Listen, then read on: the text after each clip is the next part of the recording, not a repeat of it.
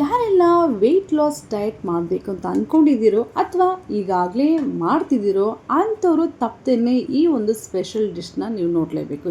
S, welcome back to our Jay's family kitchen. ನಾಪಟ ಮನೆ ರುಚಿಯಲ್ಲಿ fresh and crunchy cucumber and onion salad ಸಖತ್ತಾಗಿದೆ. ನೋಡ್ತಿದ್ದೀರ ನೀವೇ, ತುಂಬ ನ್ಯಾಚುರಲ್ ಆಗಿದೆ ಟೇಸ್ಟು, ಹಾಗೆಯೇ ಆರೋಗ್ಯಕ್ಕೂ ಕೂಡ ತುಂಬಾ ಒಳ್ಳೆಯದು. ಸ್ನೇಹಿತರೆ, ಯಾರೆಲ್ಲ ಕೂಡ ವೆಯ್ಟ್ ಲಾಸ್ನ ಮಾಡಬೇಕಂತ ನೀವು ಡಯಟ್ ಪ್ಲ್ಯಾನ್ ಆಲ್ರೆಡಿ ಸ್ಟಾರ್ಟ್ ಮಾಡಿದ್ದೀರೋ ಅಂಥವರು ಈ ಒಂದು ಸಲಾಡ್ನ ನಿಮ್ಮ ಡಯಟ್ ಲಿಸ್ಟಲ್ಲಿ ಒನ್ ಟೈಮ್ ಟ್ರೈ ಮಾಡಿ. ಐ ಆಮ್ ಶ್ಯೂರ್ ಇದನ್ನ ರೆಗ್ಯುಲರಾಗಿ ನೀವು ಆ್ಯಡ್ ಮಾಡ್ಕೊಳ್ತೀರಾ. ಅದು ಯಾಕಂತ ಕೊನೆದಾಗಿ ಹೇಳ್ತೀನಿ, ವಿಡಿಯೋ ನೋಡಿ. ಈ ಒಂದು ಸ್ಪೆಷಲ್ ಸಲಾಡ್ ಮಾಡೋದಕ್ಕೆ ಕೇವಲ 4 ಇಂಗ್ರೀಡಿಯೆಂಟ್ಸ್ನ ಯೂಸ್ ಮಾಡಿದ್ದೀವಿ. ಮೊದಲಿಗೆ ಕುಕುಂಬರ್ ಅಂದರೆ ಸೌತೆಕಾಯಿನ ವಿಡಿಯೋದಲ್ಲಿ ತೋರಿಸೋ ಹಾಗೆ ಉದ್ದುದ್ದಕ್ಕೆ ಸಣ್ಣದಾಗಿ ನೀವು ಚಾಪ್ ಮಾಡ್ಕೋಬೇಕು.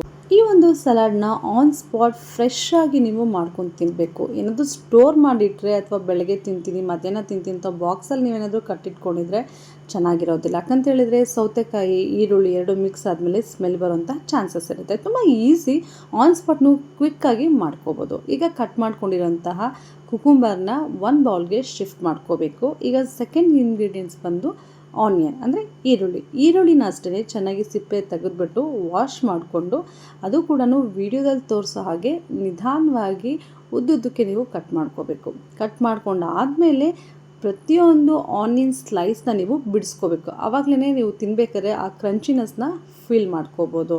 ಯಾಕಂತ ಹೇಳಿದ್ರೆ ಈ ಒಂದು ಸಲಾಡು ಆನಿಯನ್ನು ಅಥವಾ ಇನ್ನೇ ಯಾವುದೇ ಒಂದು ವೆಜಿಟೇಬಲ್ಸ್ ಸಲಾಡ್ನ ನೀವು ಆನಿಯನ್ ಜೊತೆಗೆ ಆ್ಯಡ್ ಮಾಡಿ ಸ್ಟೋರ್ ಮಾಡಿಟ್ರೆ ಅಥವಾ ನೀವು ಈವ್ನಿಂಗ್ ತೊಗೊಳ್ತೀವಿ ಡಯಟ್ ಲಿಸ್ಟಲ್ಲಿ ಅಂತ ಅಂದ್ಕೊಂಡ್ರೆ ಸ್ಮೆಲ್ ಬರೋಂತಹ ಚಾನ್ಸಸ್ ಇರುತ್ತೆ. ಅದಕ್ಕೋಸ್ಕರನೇ ಜಸ್ಟ್ ಫಾರ್ 5 ಮಿನಿಟ್ಸಲ್ಲಿ ಈ 2 ಇಂಗ್ರೀಡಿಯೆಂಟ್ಸ್ನ ಕಟ್ ಮಾಡಿಟ್ಕೊಂಡು ಇದ್ರ ಜೊತೆಗೆ ಟೇಸ್ಟ್ಗೋಸ್ಕರ ಸಾಲ್ಟು ಹಾಗೆಯೇ ಖಾರಕ್ಕೆ ಪೆಪ್ಪರ್ನ ಯೂಸ್ ಮಾಡಿದ್ದೀವಿ. ನಿಮ್ಗೆ ಈಗಾಗಲೇ ಗೊತ್ತಿದೆ, ಯಾರೆಲ್ಲ ಡಯಟ್ ಮಾಡ್ತಿರ್ತೀರಾ ಅಥವಾ ವೆಯ್ಟ್ ಲಾಸ್ ಮಾಡ್ತಿರ್ತೀರಾ ಹಸಿ ಮೆಣಸಿನ್ಕಾಯಿನ ಯೂಸ್ ಮಾಡ್ಕೋಬೇಡಿ, ಅಂದರೆ ಆದಷ್ಟು ಕಮ್ಮಿ ಮಾಡ್ಕೊಳ್ಳಿ.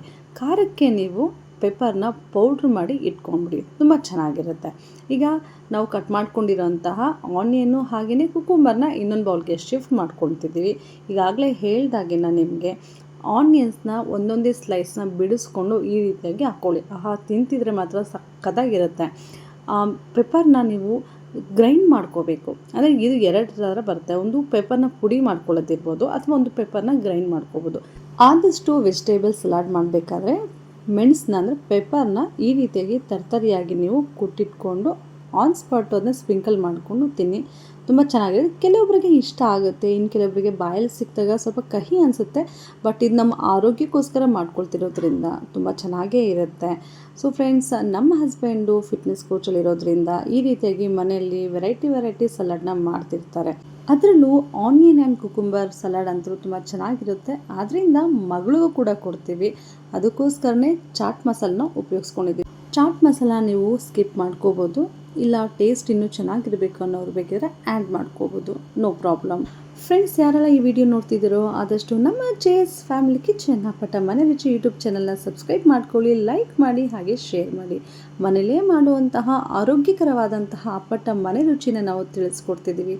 ಆದಷ್ಟು ಈ ಒಂದು ಚಾನಲ್ನ ಸಪೋರ್ಟ್ ಮಾಡಿ, ಲೈಕ್ ಮಾಡಿ, ಶೇರ್ ಮಾಡಿ, ಹಾಗೆಯೇ ಕಮೆಂಟ್ ಮುಖಾಂತರ ನಿಮ್ಮ ಅನಿಸಿಕೆನ ತಿಳಿಸಿ.